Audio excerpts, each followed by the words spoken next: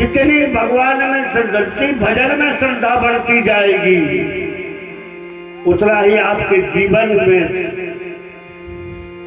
सुख और संपत्ति बिना बुलाए आएगी।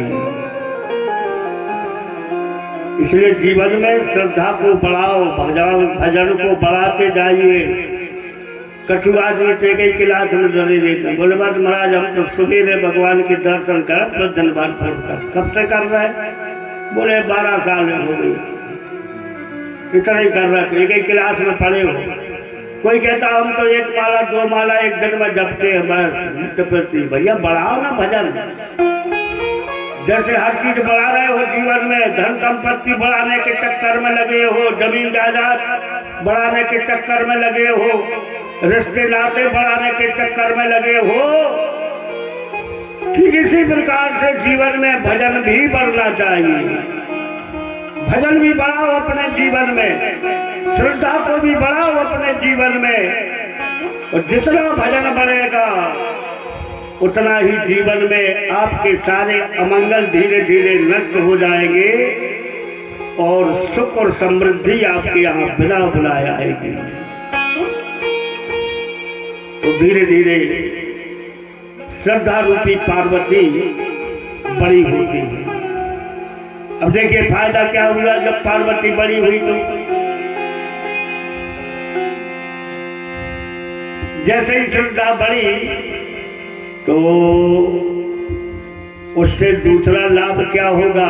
सुख संपत्ति भी बढ़ेगी और दूसरा सबसे बड़ा लाभ ये होगा कि नारद समाचार सब पाए, नारद समाचार सब पाए, नारद समाचार सब पाए, नारद समाचार सब पाए, कोट कही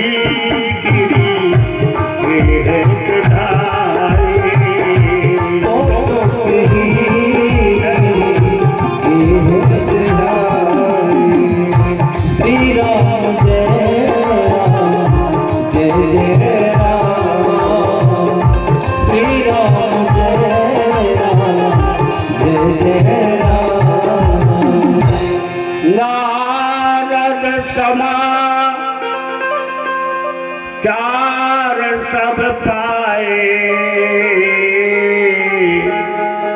कोट कही गिर के सिधाए। यहाँ श्रद्धा रूपी पार्वती जब बड़ी हुई तो नारद जी को कोई निमंत्रण नहीं दिया गया। कोट कही गिर गे सिधाए।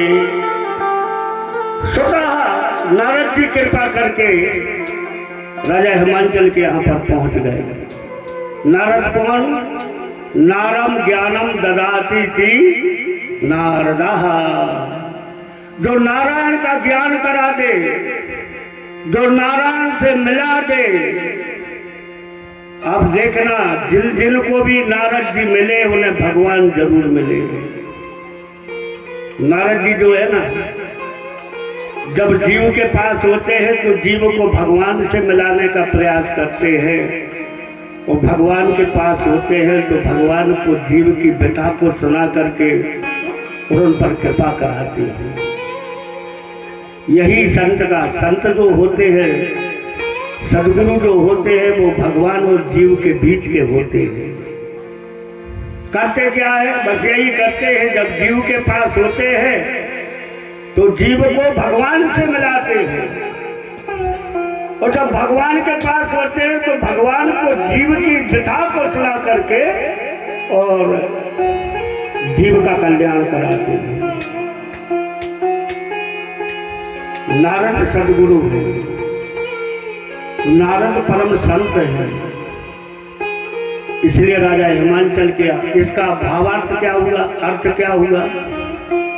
इसका अर्थ हुआ कि जब आप में श्रद्धा बढ़ेगी, आप में भजन बढ़ेगा तो भगवान की कृपा होगी, और भगवान की कृपा होगी तो भगवान क्या करेंगे?